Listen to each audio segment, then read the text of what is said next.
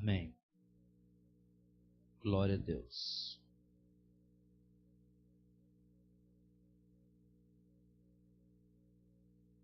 Amém, queridos? Boa noite a todos. Graça e paz. Bom estarmos aqui hoje na aula de número 9, amém? Podendo ainda continuar o que estávamos na semana passada falando, amém? Falamos em Tessalonicenses capítulo 5. Vocês lembram? Falamos de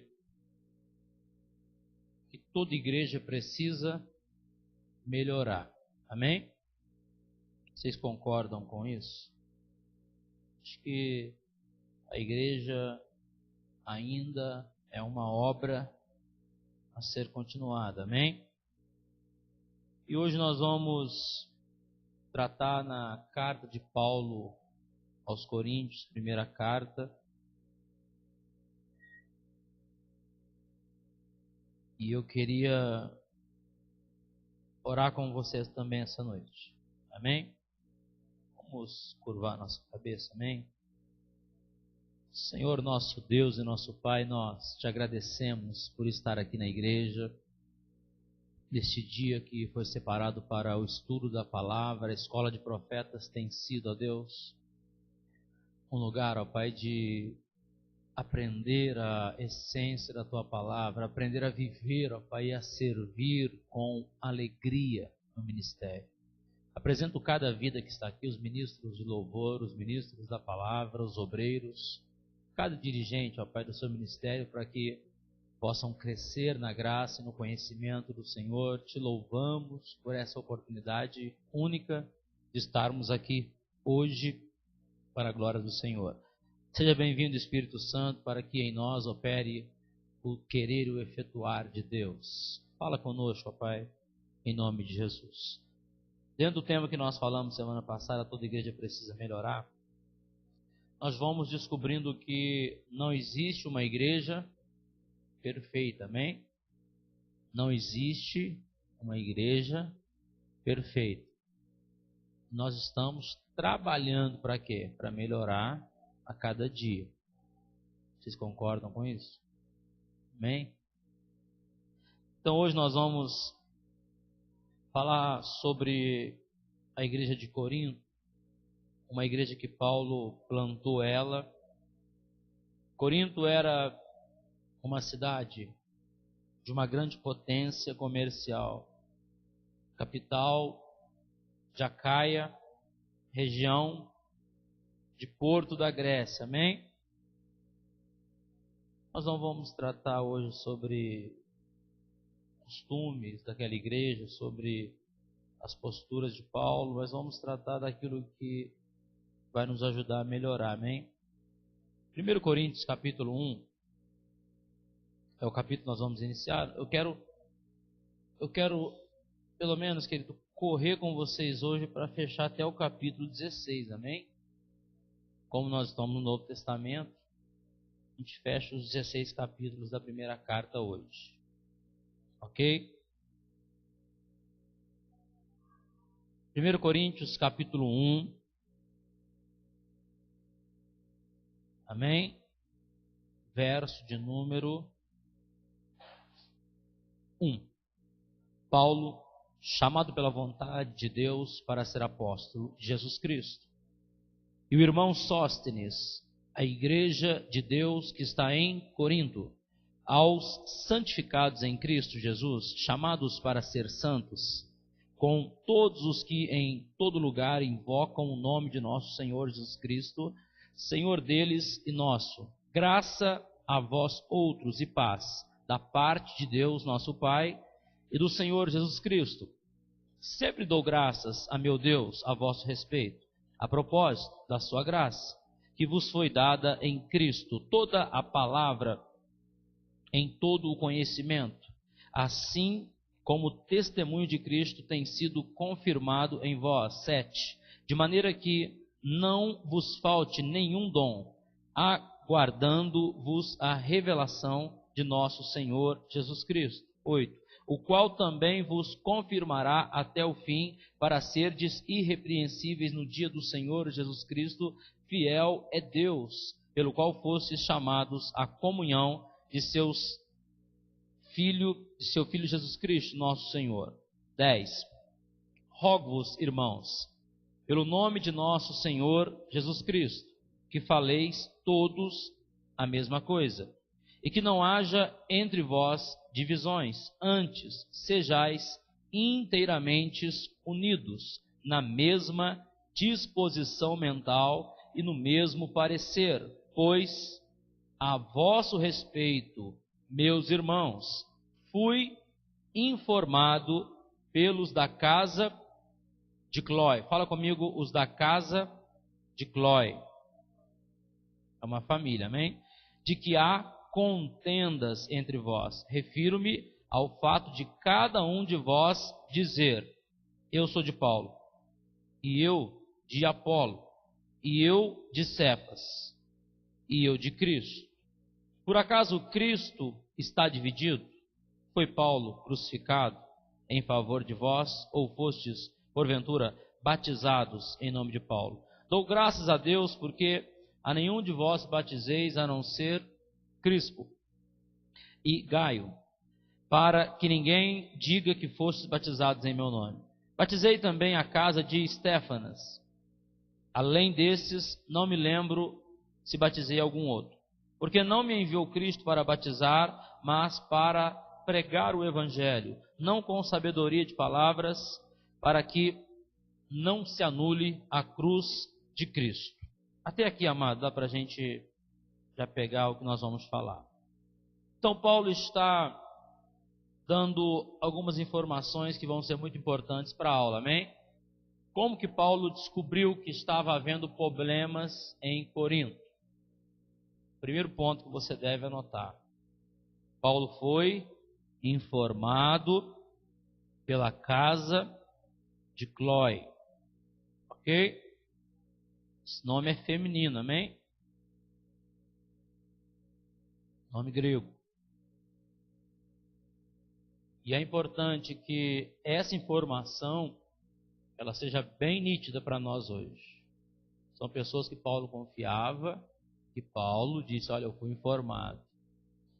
E também por cartas que os irmãos enviavam a Paulo, dizendo como estava a vida da igreja. Então, quando Paulo perguntou: e aí, como que estão os irmãos em Corinto? Aí respondeu para Paulo: está acontecendo isso, tem isso na igreja, tem aquilo. Então Paulo começou a escrever para eles. Quanto tempo Paulo passou em Corinto? Os teólogos dizem que, primeiramente, também a Bíblia diz isso, ele ficou 1 ano e 6 meses, plantando aquela igreja, se dedicando a ela, instruindo. Depois teve outras passagens por ali, mas ele nota-se na Bíblia que ele ficou 1 ano e 6 meses, 18 meses em prol daquela obra, ok? Isso é muito importante também para as nossas vidas. Amado, segunda coisa que eu acho importante sobre a questão de Paulo estar ali, era o reconhecimento que ele teve, amém? E nós vamos ver isso depois também. Então, na igreja de Corinto, o que nós descobrimos? É uma igreja que tem problemas, é uma igreja que tem um pastor que, a princípio, todos querem. Quem que não quer ter um pastor como Paulo? Todo mundo vai dizer: imagine se eu estivesse congregando em Corinto, ou em Tessalônica, ou em Gálatas, tendo Paulo como pastor. Diga para o seu irmão: já pensou se você tivesse Paulo como pastor? Vai falar para ele: você seria do mesmo jeito. É isso que Paulo está dizendo aqui, ó. Você seria do mesmo jeito. Você não mudaria nada. Essa é a realidade. Ok? Depois você vai entender isso no final da aula. Mas é isso. Então Paulo vai usar pelo menos os 4 primeiros capítulos para narrar um problema daquela igreja. Hoje eu quero tentar falar sobre 8 problemas que toda igreja enfrenta. Não é só a Palavra Viva, não é só Batista, não é só Assembleia, não é só a Presbiteriana, e aí vai uma lista de igrejas, amém? 8 problemas que toda igreja enfrenta. Não é só a Palavra Viva, não é só Batista, não é só Assembleia, não é só a Presbiteriana, e aí vai uma lista de igrejas, amém? 8 problemas que toda igreja enfrenta. Não é só a Palavra Viva, não é só a Assembleia, não é só a Presbiteriana, e aí vai uma lista de igrejas, amém? 8 problemas que toda igreja vai enfrentar. No capítulo 1 nós vemos o quê? Aquilo que nós chamamos de, anote isso, divinização dos líderes. Toda igreja vai enfrentar este problema. Pastor, o que é divinização dos líderes? É quando nós, amados, nos deparamos em um nível de igreja onde os crentes, eles colocam a sua liderança no mesmo posicionamento de Deus. Onde eles não conseguem, querido, entender que os líderes também são homens. Falham, erram. E a realidade, querido, é que eles começaram a fazer escolhas. Do tipo, poxa, Paulo, ele é bom nisso, Apolo é bom naquilo. Eles começaram a acreditar nisso, na divinização dos seus líderes. Paulo, ele chega numa cidade grega também, e as pessoas falam assim, olha, isso aí é Júpiter, isso é um deus. Paulo fala, não, sou homem que nem vocês. Então, querido, isso é um problema que toda igreja enfrenta. É só você parar para olhar isso, vai ver que tem uma geração que ela está divinizando os homens. E isso, para nós, como igreja, é um problema. E é um problema para todas as igrejas. Por que eu estou dizendo isso? Porque senão, querido, a gente nunca vai entender a dimensão que nós começamos a falar na primeira aula. Da função do culto, do que é o culto racional. Quem nós estamos cultuando? O que a gente está vindo fazer aqui na igreja? A gente está vindo aprender a ser família. Está vindo cultuar um Deus vivo. Porque senão a gente cai naquela dispensação de pensamento onde a gente fica acreditando que porque o irmão pregou, porque o irmão falou, tá vendo? O fogo caiu do céu. Então as pessoas passam a acreditar que sobre algumas pessoas tá essa graça aí, ó. Quando o irmão prega, quando o irmão fala, começa a divinizar. E o perigo disso é que alguns líderes, eles também começam a se engrandecer com isso, a crescer na alma deles com isso. Isso, querido, é um ponto que ainda a se discutir dentro da igreja. Porque Deus permite que pelo louvor das pessoas a gente seja engrandecido. Mas toda glória, a princípio, que vem de homens a nós, Paulo disse, lança ela aos pés da cruz. Não se glorie, tu sabe na sua sabedoria. E as pessoas também acreditam que pastores congressistas, pastores famosos, seriam os melhores pastores para pastorear eles. Diga para o seu irmão, você não aguenta uma semana um pastor congressista te pastoreando você. Você não aguenta um mês numa igreja de congressista. Você não aguenta. Porque os caras não foram chamados para pastorear. Eles foram chamados para fazer aquilo que eles estão fazendo. Ok? Então isso é muito importante você saber também. E outra, eles não aguentam ficar numa igreja por muito tempo. Quando vão pastorear uma igreja, é por muito pouco tempo. Eles não suportam muito tempo. Eles não foram chamados para isso. Eles não aguentam, amém? Então, tem crentes que vão dizer assim, olha, aquela igreja é boa, aquele pastor é bom. Olha o que Corinto vai dizer do seu pastor, o seu principal pastor. Olha o que eles vão dizer. 1 Coríntios capítulo 10, verso de número... Deixa eu ver se é isso. 1 Coríntios 10...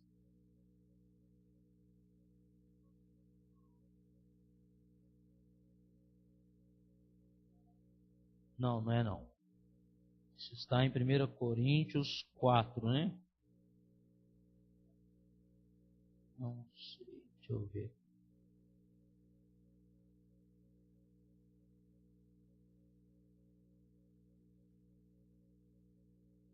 Olha que eu vi esse texto ontem.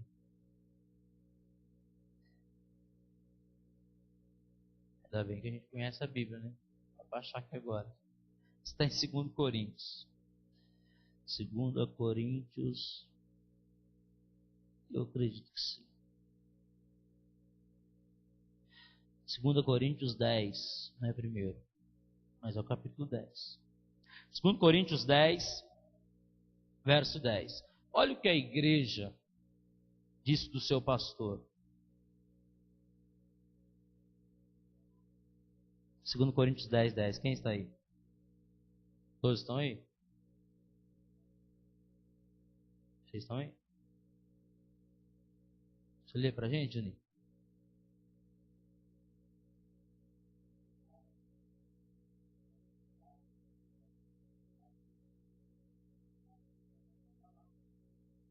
Ok? Olha o que a igreja está dizendo do pastor dela. Ó, o cara até escreve bem, mas a pregação dele é muito fraca. Quando ele está aqui, o culto é ruim para caramba. Quando Paulo está aqui, o culto não é a mesma coisa. Igual quando o Apolo vem, aí o negócio é diferente. Que Apolo tem palavra, Apolo tem presença. Era isso que ele estava dizendo. Lá no capítulo 1 nós lemos. Ó, quando Pedro vem aqui, até a sombra dele cura. Pedro é poderoso. Agora Paulo é fraco. Isso aqui é os membros da igreja dizendo, gente.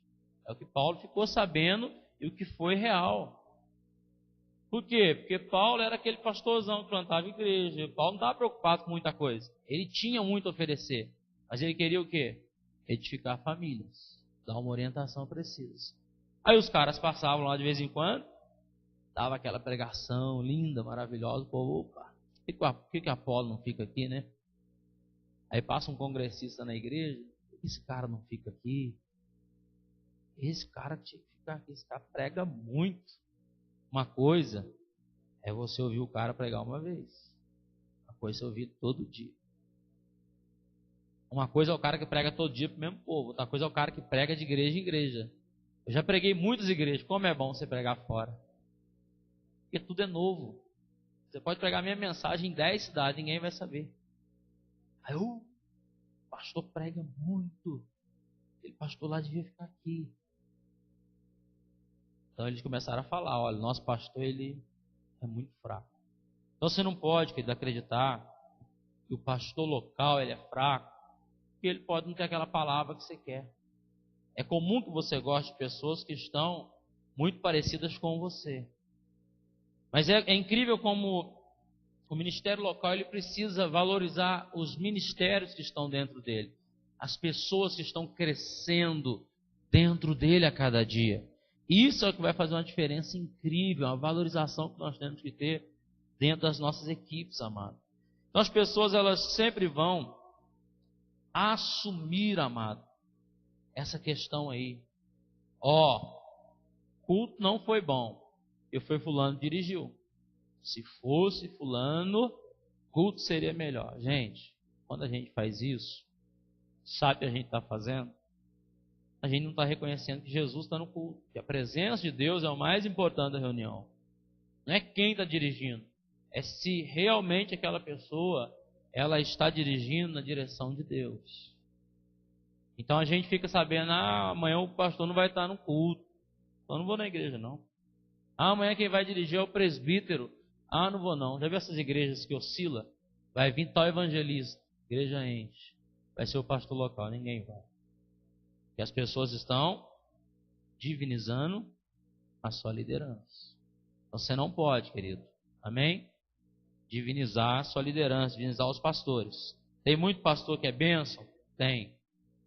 Se você não vê os pastores e os líderes da igreja como um presente de Deus, Paulo disse isso, se não estiver errado, 1 Coríntios 4, verso 1. Olha o que está escrito.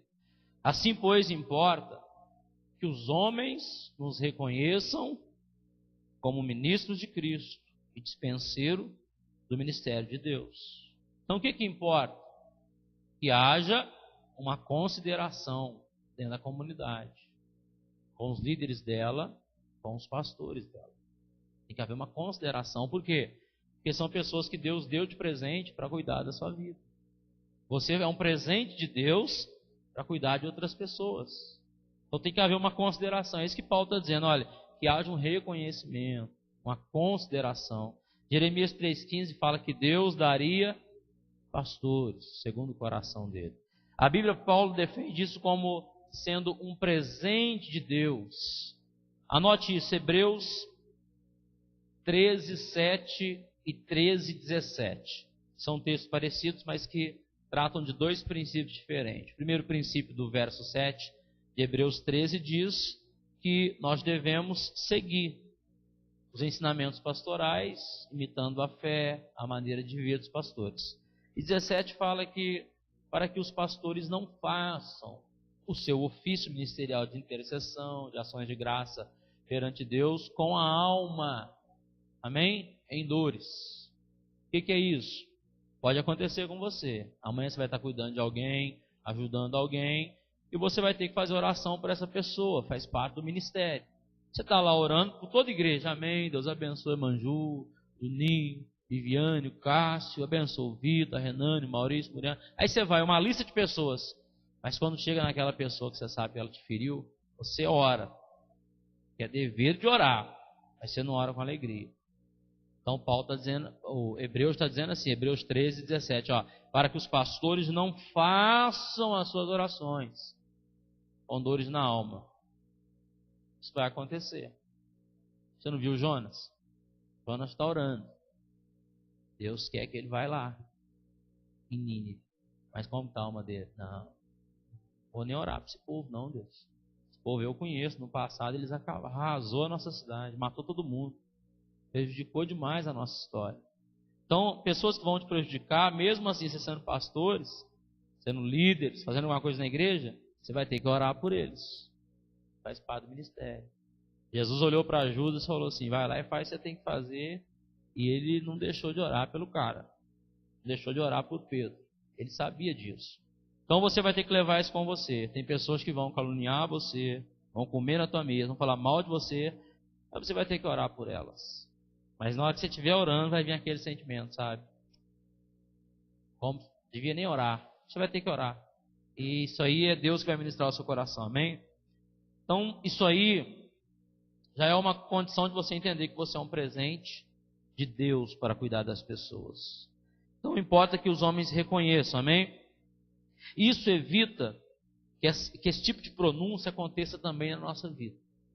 Quando a gente descobre que tem que haver uma consideração com aquilo que Deus deu como presente para uma igreja, para uma nação, para um estado. Pode um evangelista, um pastor não ser famoso, ser apenas um pastor local, mas ele é um presente de Deus para aquela localidade ou para aquela nação. Isso vai evitar que você venha desmerecer um pastor, desmerecer. Ou, tipo assim, o Silas Malafaia, ele é bom demais nisso, mas deixa a desejar naquilo. Feliciano é bom demais nisso, mas deixa a desejar nisso.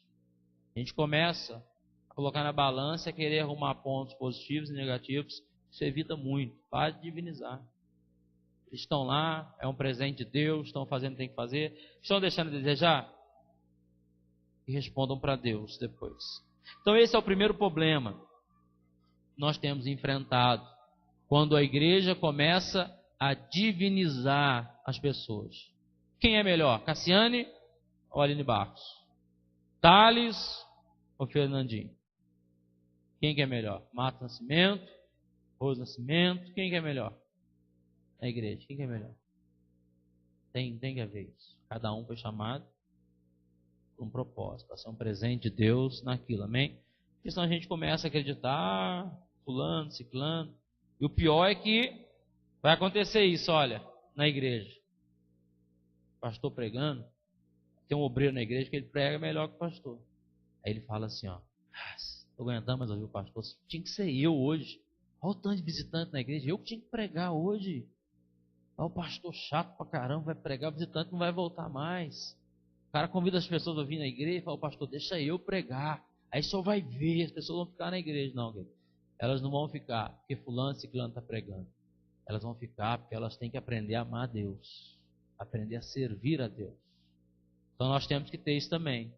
Trouxe meu amigo hoje, pensei que o pastor ia pregar, cheguei aqui, Tinha um pastor diferente lá que pregou uma mensagem tudo diferente lá. O irmão não quer voltar mais na igreja.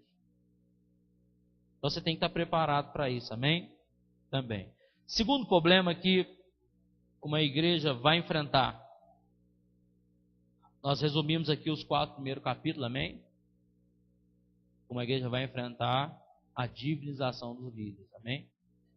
Depois nós vamos ver o capítulo 5. Segundo problema que uma igreja, que toda igreja enfrenta e vai enfrentar até a volta de Cristo, amém? Então Paulo diz assim, olha, geralmente se ouve que há entre vós imoralidade tal, como nem mesmo entre os gentios, isto é, haver quem se atreva a possuir a mulher de seu próprio pai. Segundo problema que toda igreja vai enfrentar é o problema da imoralidade. Toda igreja enfrenta isso. A gente vai crescendo. A gente tem que estar preparado para isso também. Problema de imoralidade. Então Paulo está dizendo assim, olha, há quem se atreva a possuir a mulher de seu pai. Vocês lembram da antiga aliança? Gênesis 49, Jacó está abençoando seus filhos, Gênesis 49. Quando chega em Rubem, ele fala, ó, Rubem, você é o mais velho, mas você é safado. Subiu na cama do papai. Falou isso pro filho dele. Subiu na cama do papai. O que era isso? Ele se deitou com a mulher de seu pai. Não era sua mãe, porque naquele tempo o que acontecia? O homem tinha uma mulher, que era a principal. Ele ia ficando velho, ele tinha as outras para ter mais filhos. Então aquela mulher de Jacó, que era a segunda mulher, que não era a mãe de Rubem, ela acabou tendo relação com Rubem. Isso era imoralidade na Bíblia. Paulo está dizendo que aqui o pai talvez perdeu a esposa, aí ele se casou de novo. E aquele filho também não era dela. E ele começou a ter relação com essa mulher que era a madrasta dele. E Paulo falou assim, olha, estou sabendo o que está acontecendo. A igreja estava toda sabendo, mas ninguém fazia nada. Ninguém fez nada. Aí Paulo escreve dizendo, você devia ter expulsado esse cara aí. Devia ter... Aí o capítulo 5, todo ele, se você ler, ele vai falar até sobre entregar para Satanás. Ele vai falar no verso 6, olha, a vossa jactância não é boa. Por isso, ele fala, ó, um pouco de fermento levera toda a massa, lançai fora o velho fermento, para que sejais nova massa. Aí ele narra dizendo, olha, como o cordeiro pascual foi imolado, e ele corre dizendo, o verso 9, ele fala assim, olha, já em carta vos escrevis que não vos associeis aos impuros, isto me refiro, não às pessoas que estão no mundo, não às pessoas que estão fora da igreja, porque senão vocês não poderiam viver mais no mundo. Isso me refiro às pessoas que estão, ele está dizendo, olha, que estão no mesmo ambiente que vocês. Não se associeis a ela. Aí ele fala assim, ó, depois, ó, o 11. Escrevo agora, para que não vos associeis com alguém que dizendo ser irmão for impuro, avarento, idólatra, maldizente, beberrão ou roubador. Com esse tal ainda nem comais. Pois, com que direito haveria de julgar os de fora? Não julgais vós os de dentro? Os de fora, porém, Deus os julgará. Expulsai, pois, dentre vós o malfeitor. Então vocês não podem tolerar isso mais. Então toda igreja vai enfrentar o quê? Imoralidade sexual. Toda igreja vai enfrentar. Mas aí, querido, vem essa questão. Porque é a realidade. A carne, ela está em luta de Paulo. É frequente. O cara é crente. Será que os hormônios dele é? A menina é crente. Os hormônios dela se converteu. Isso é uma realidade da vida. Não tem como evitar isso. E tem que saber como lidar com isso dentro da palavra de Deus. Você conhece? Só se você for ousado, amém? Para responder esse verdadeiro hoje. Você conhece alguém que sofreu muito que houve adultério na igreja? Eu conheço. Pastores que houve adultério na igreja, a igreja inteira sofreu. Houve um rombo na igreja. Você conhece meninas que antes do casamento se engravidou, casou grávida? Eu conheço. Na nossa igreja aconteceu isso. Sofre muito, porque envergonha a igreja toda. Toda igreja é envergonhada. Nós vamos ver qual vai ser a atitude de um pastor, amém? Quando acontece isso também agora. Então toda igreja é envergonhada. Porque alguém errou na igreja. Nós somos um só corpo. Quando alguém erra, fulano é isso e aquilo. De qual igreja ele é? Palavra Viva. Está vendo? Aquela igreja lá é isso e aquilo. Que é um corpo só. Nós falamos um culto sobre isso. As pessoas não julgam a individualidade de cada um deles, elas julgam a placa, todo o sistema que contribui aqui. Amém? Então você já viu uma igreja sofrer por imoralidade? Eu já vi várias vezes acontecer isso. Igrejas famosas, pastores famosos caíram por causa disso. Mas como que nós vamos combater isso? Escreva aí, como combater imoralidade na igreja? Disciplina e pastoreamento, ok? Então há níveis de disciplina, amém? Nesse caso, Paulo falou assim, lança fora, passou do limite. Mas a disciplina, ela pode ser em vários níveis estabelecidos. E na escola de aconselhamento, em janeiro, nós vamos iniciar para fevereiro essa escola, eu vou falar sobre esses níveis. Biblicamente, recomenda-se níveis de afastamento.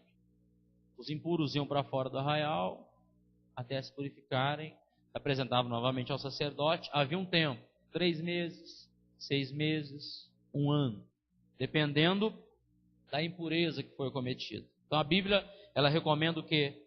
Disciplina e pastoreamento. Mas hoje os pastores e os líderes, eles não estão dando disciplina mais na igreja. Por quê? Porque não querem perder dizimistas, não querem perder ofertantes, não querem perder as pessoas. Então eles não colocam em disciplina. Mas negociam muitas vezes o caráter de Cristo quando tem tal atitude. Uma coisa é você ter um pastor, amado, tem visão, flexibilidade para lidar com o seu problema, pagar um preço por você e te ajudar a sair dessa situação. Outra coisa é um pastor, ele pegar as ovelhas, pegar pessoas da liderança e acobertar o pecado delas, não levar diante do altar de Deus. Então há níveis de imoralidade que nós temos que tratá-las dentro da igreja de forma correta, para que a igreja também não sofra com isso. Amado, há muitos assuntos que na escola de aconselhamento vai ser melhor tratado, amém? Sobre como lidar com questões mais preocupantes. Então, amado, é um perigo isso. Pastores de igrejas grandes, igrejas pequenas também, não querer corrigir as pessoas, com medo delas saírem.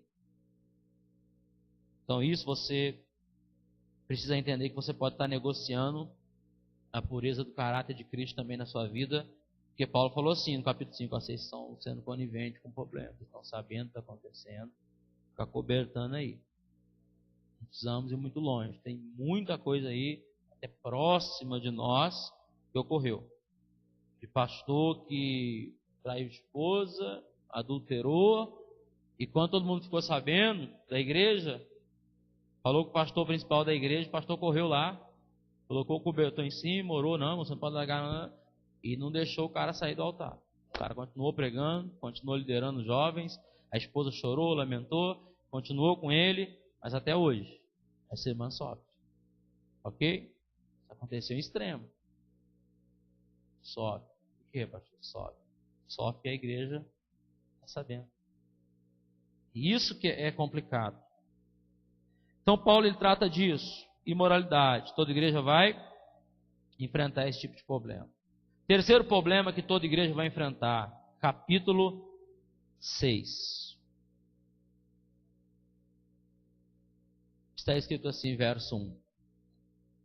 Aventura-se alguns de vós, tendo questão contra outro, a submetê-lo a juízo perante os injustos e não perante os santos. Ou não sabeis que os santos hão de julgar o mundo. Ora, se o mundo deverá ser julgado por vós, sois acaso indignos de julgar as coisas mínimas? Não sabeis que havemos de julgar os próprios anjos? Quanto mais as coisas desta vida? Aqui dá para entender, querido, que toda igreja vai enfrentar conflito entre os membros. Escreva isso. Toda igreja vai enfrentar conflitos entre os membros. E como que isso deve ser resolvido? Pastor Paulo fala. É vocês mesmo. E tem que se achegar um ao outro e julgar essas questões. Ele fala assim, como que eu vou pegar uma questão que está acontecendo dentro da igreja, eu vou lá fora para saber. Como é que eu vou julgar isso lá fora? Como é que eu vou apresentar o meu problema para uma pessoa de fora? Sou da igreja, estou com problema na igreja, enquanto a pessoa na rua, aí eu falo mal da igreja. É isso que Paulo está dizendo. Vocês não sabem como resolver os conflitos internos de vocês aí? Vocês estão precisando que os gentios resolvam para vocês? Pastor, estou com problema no meu casamento, vou me separar, o que eu faço? Ah, vai lá no advogado lá. O advogado não é crente, não conhece a tua vida, não sabe o que está acontecendo. Sabe o que ele quer? Separa mesmo, eu quero 30%. Tudo que você construir é meu. É isso que o advogado vai falar para você. Ó, vai separar? O que você tem? Casa, carro, apartamento, casa na praia? Pode ir lá, 30% é dele. É assim que eles falam. Eles não estão preocupados se a família está sendo destruída, se tem como reconciliar. Ele quer o dinheiro. Os gentios são assim. Então vamos julgar uma causa? Julgar dentro da igreja. Tem que ver o que é bom, o que é melhor. O pastor tem que ter essa condição. Ó, você quer, não tem mais jeito, tem solução? Vamos, você, não tem mais. Então, vamos, o que é o melhor? Melhor é pegar tudo, colocar como usufruto de vocês e deixar para os filhos a herança. É melhor despejar tudo mesmo, tudo por água abaixo. O que a gente vai fazer com isso? Então os líderes, pastores, têm que saber como lidar com isso também. Então são causas que Paulo está dizendo, olha, Deus deu capacidade para você julgar entre elas. Então toda igreja sempre vai ter conflito entre os membros. Vai haver, querido, condição de intervir muito deles, mas muitos só Deus na causa. O que nós temos que ensinar? Nós falamos semana passada em 1 Tessalonicenses 5:9. Não retribua mal por mal. Não vingue. Não retribui com palavras. Às vezes o silêncio é mais importante que muitas palavras. Então vigia, querido. Conflito entre membros sempre vai haver em igreja. Sempre vai. Obreiro não vai concordar com diácono com presbítero, pastor com isso, pastor com aquilo. Sempre vai haver. Mas Paulo está dizendo assim, olha, vocês precisam saber como lidar com isso. Uma igreja cresce, ela tem problema. Tem os grupinhos, tem tudo isso. Tem. A gente vai crescer, a gente não está sujeito também a passar por isso. Mas já temos que estar nos preparados para como lidar com isso. A nossa resposta, ela vai fazer a diferença quando acontecer isso. Ok? 4 problemas que toda igreja ela vai enfrentar. Capítulo 7 inteiro. Paulo fala sobre isso, você pode anotar, leia com atenção na sua casa. Dificuldade, ó, 4º problema, dificuldade que as famílias enfrentam. Então Paulo fala aí sobre problemas do casamento, problemas dos solteiros, ele fala sobre estabilidade da família, a questão de ter havido um casamento entre um crente e um descrente, que a gente faz agora, que a irmã sabia, que é julgo desigual, pastor. Uma crente abençoada, se apaixonou por um cara fora da igreja, casou, julgo desigual. Porque o cara não quer ir para a igreja. E pior ainda, falou que se ela continuar indo para a igreja, vai largar dela agora.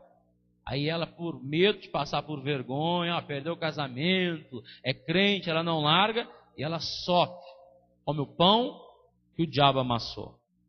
Como que a gente faz agora, pastor, com um casamento que tem julgo desigual? Qual que é a orientação que Paulo dá em Coríntios 7? 1 Coríntios. Dificuldades que as famílias enfrentam. Esse julgo desigual, querido, é um problema sério.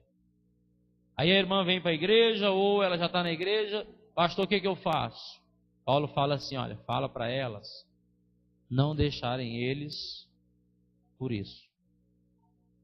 Ou seja, não separe por causa disso. Mas também não deixem o Senhor por causa disso.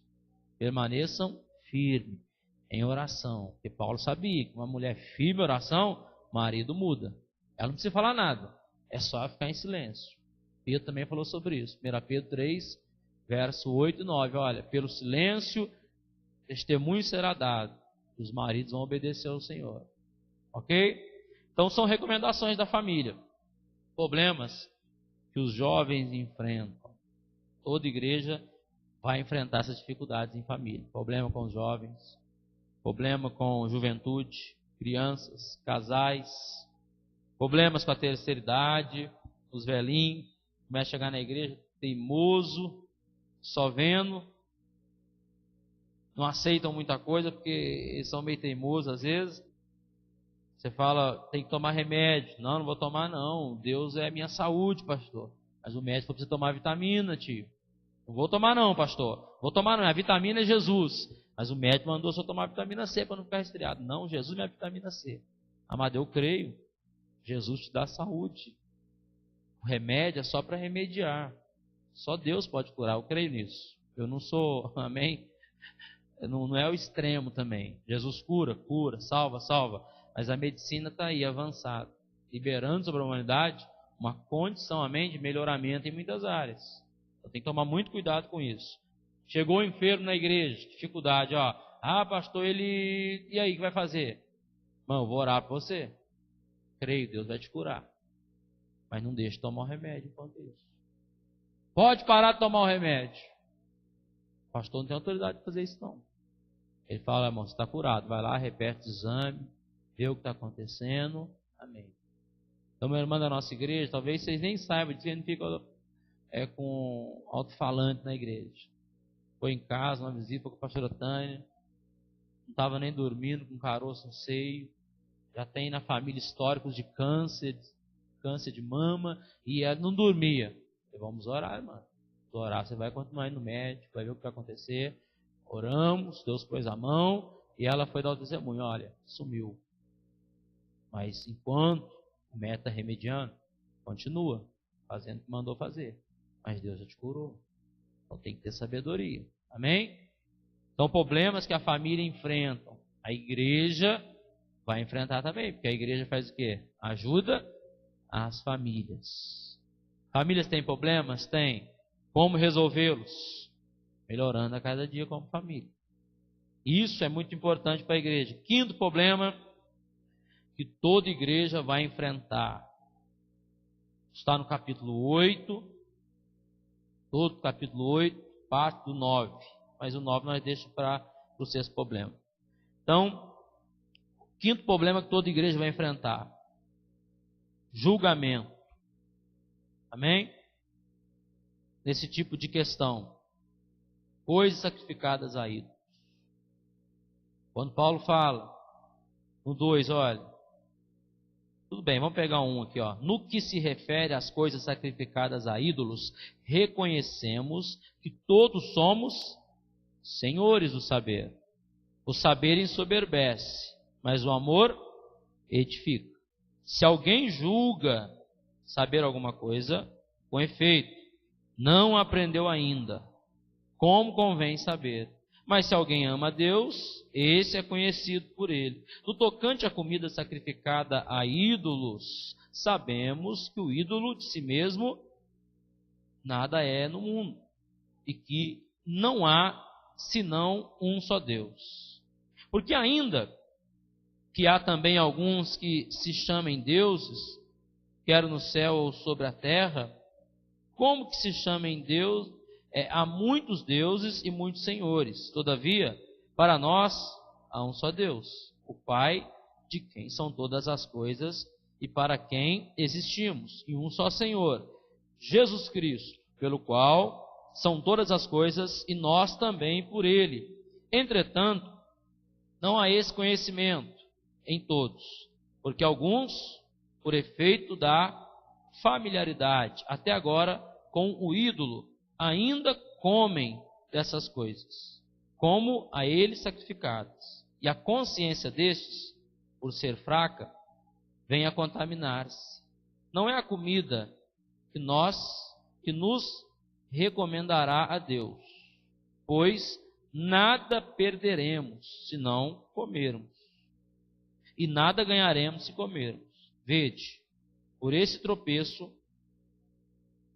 vede, porém, que esta vossa liberdade não venha de algum modo a ser tropeço para os fracos.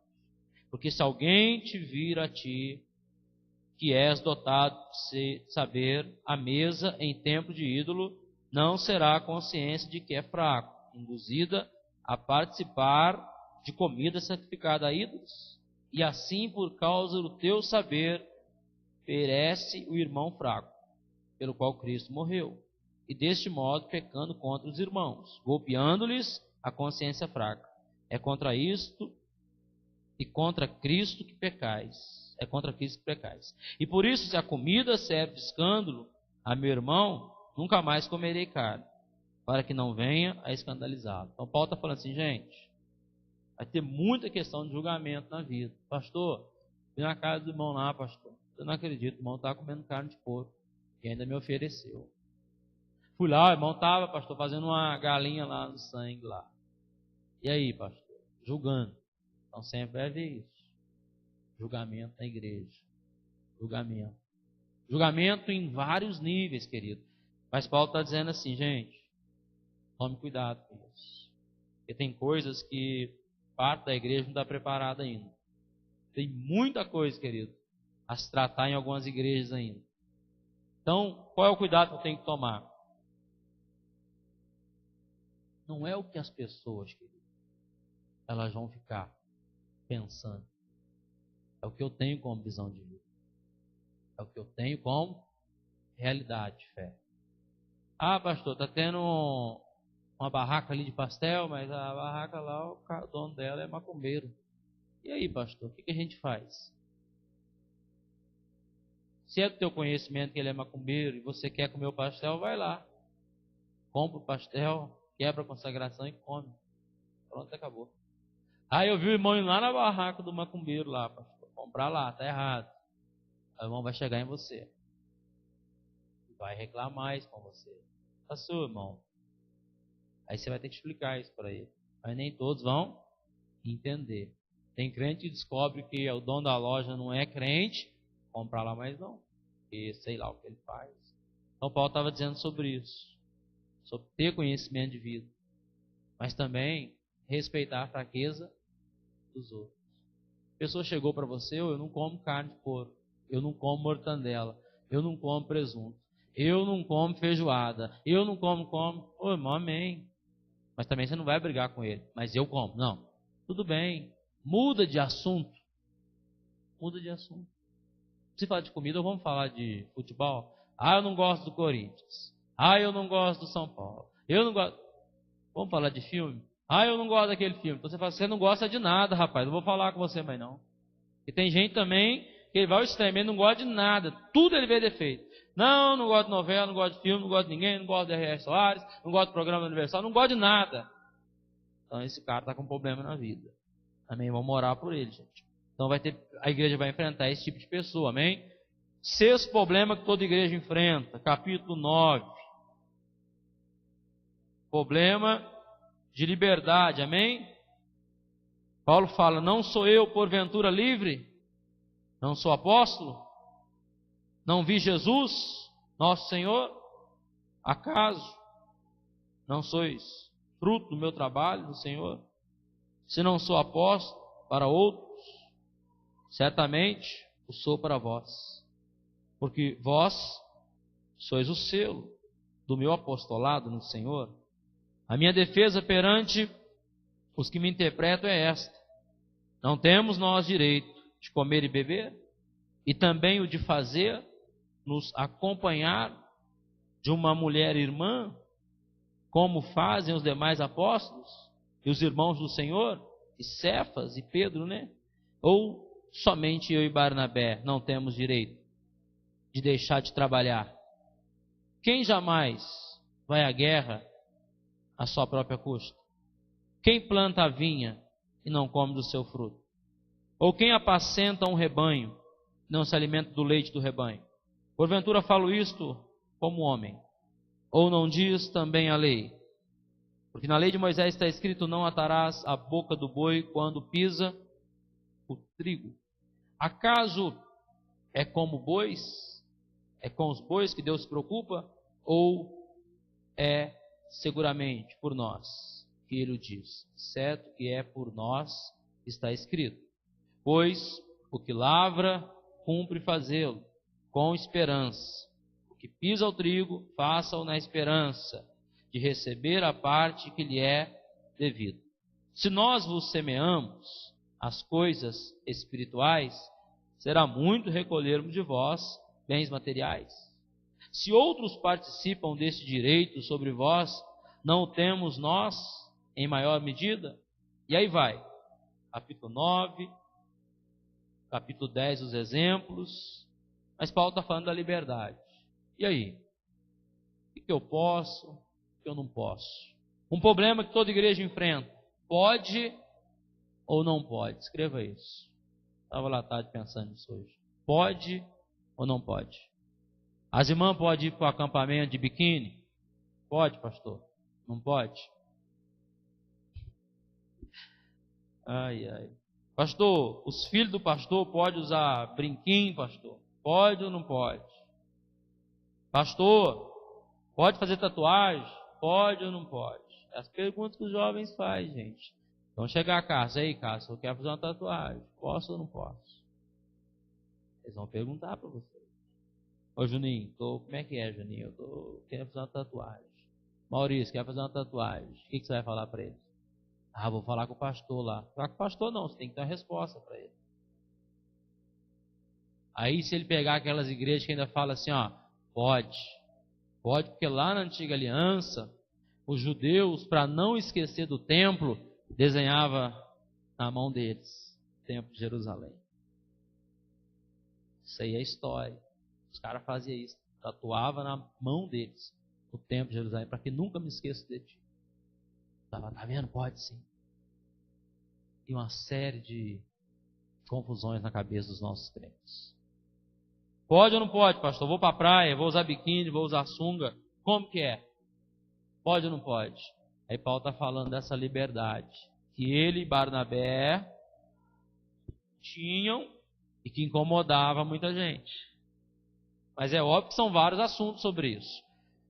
Mas é uma questão: pode, não pode, e que pode, não pode. A igreja, ela sofre essa questão até hoje. Pastor, como que é? Porque ali Paulo estava dizendo assim, olha, no capítulo 9, 10 e 11, sobre o que pode e não pode. Ah, e agora? Como é que fica?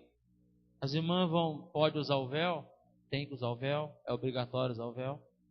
A cultura de Acaia, cidade de Corinto, havia 800 postes ídolos, consagrado a uma deusa chamada Afrodite de Astarote, que não é deusa do amor coisa nenhuma, é deusa da prostituição.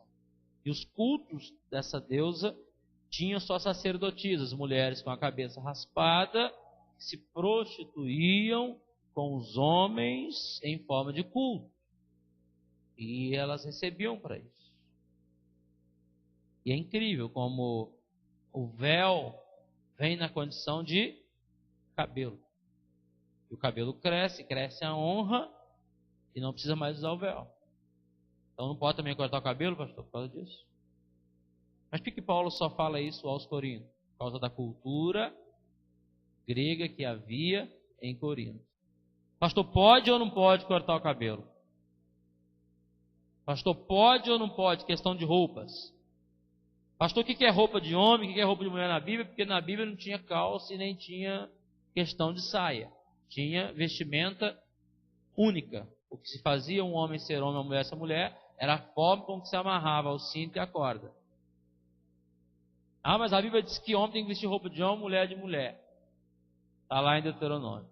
Mas o que é roupa de homem e mulher? Vai lá na Escócia, lá, falar que roupa de homem é calça para você ver. Os caras vão te bater. Porque lá eles gostam de usar saia.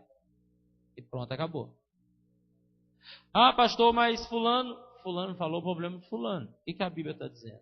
Então Paulo estava com esse problema. Pode isso, não pode aquilo? Paulo, estão dizendo que você não pode não. Ah, mas eles podem? Eles podem e a gente não pode? Ah, mas o que o filho do pastor pode e eu não posso? Você já sentou para conversar com o pastor sobre isso? Será que é isso mesmo? Ah, por que fulano pode e eu não posso? A igreja enfrenta esse problema. Só eu que não posso. O pastor deixa todo mundo, mas eu não posso. O pastor me proíbe. A igreja tem esse problema. Ó, o pastor só chama fulano para comunhão lá. Só o fulano que pode ir com o pastor, eu não posso. A igreja tem esse problema. Tem que saber como enfrentar, amém? Como que vai enfrentar? Respondendo, querido, à altura, biblicamente. Então a gente tem que ter sabedoria, amém? 7º problema que toda igreja vai enfrentar. Nós vamos ver isso no capítulo número 12. É a organização. Amém? Problemas durante o culto. 7º problema. Problema no culto. Ordem e organização. Toda igreja vai enfrentar isso. Toda igreja vai enfrentar isso. E Paulo usa o capítulo 12 e o capítulo 13 para quê? Para ensinar eles. Capítulo 14 também, amém? Para ensinar eles. Lá no 14:26, Paulo fala exatamente da ordem. Ele explica para que são dados dons à igreja. Capítulo 11 também, ele usa isso para falar sobre a ceia. Estava sendo um problema sério na igreja de Corinto. Os irmãos não estavam deixando os outros participar. Então, você não pode participar por isso, não pode por aquilo. Paulo falou assim, gente, vocês têm que aprender a enfrentar esses problemas na igreja. Quando chega alguém na igreja, ou ele vai oferecer a ceia para a pessoa, irmão, vamos cear. Não posso cear, não posso. Você vai brigar com a pessoa? Não. Ô, querido, amém. Vai para lá. Não sabe o ensinamento que ele recebeu? Deixa ele lá com a visão dele. Quando ele começa a congregar, ele vai buscar saber o que é a ceia, o fundamento da ceia, por que foi estabelecido para a igreja, o ceiar, o participar. Aí ele vai entender, amém? Então Paulo viu isso, esse problema também. Aí o 12, 13, a necessidade de hora, problema no culto. Imagine, num culto da igreja, todo mundo quer cantar. Não dá tempo, irmão. Não dá tempo. Aí tem igrejas, Maria cantou, José cantou, Josefina não deu tempo. Ô, mãe Josefina, semana que vem a irmã louva. A irmã não volta na igreja semana que vem. O pastor não me dá a oportunidade. Só canta A, só canta B, só canta C, a gente não canta. Então é comum que a igreja enfrente problemas durante o culto. Ah, o irmão veio de fora, ninguém conhece ele. Ele quase bate no cara do som. Põe meu CD, eu quero cantar aí. Fala com o pastor lá. Eu quero cantar. Avisa o pastor lá. Quase que obriga a gente a dar uma oportunidade. Quando essas pessoas vêm na igreja, a gente sofre mais. Que a gente já tem um culto ajustado para a semana e para fim de semana. Toca 2 louvores dia de semana, 45, 50 minutos de palavra, glória a Deus, aleluia, sustenta a igreja arroz e feijão, amém? A pessoa vai embora, vida. Aí quando esse cara vem, pastor, mas eu quero cantar, pastor. Eu vim lá de não sei de onde para cantar na tua igreja. Falou, você não dá uma oportunidade para esse irmão aí, posso chegar no céu lá, eu falei assim, por que você não deu oportunidade para o irmão lá, pastor? Eu mandei ele lá. Chegar lá, ô Jesus, mas não dava tempo. Mas a igreja é minha. Amém, isso não vai acontecer, amém, é claro. Jesus, ele... Estou usando o exemplo que as pessoas usam. Pastor, o senhor me deu uma oportunidade aí, Jesus pode pesar a mão na sua vida. Há uma história da igreja, acho que o Vitor deve ter lido ela, que um dia, um grande líder da história da igreja, dentro de uma posição única de confrontamento com o catolicismo, passando uma cidade, ele foi descoberto que ele estava ali. Um outro grande líder que estava num ajuste lá, procurou e falou assim, rapaz, se você não ficar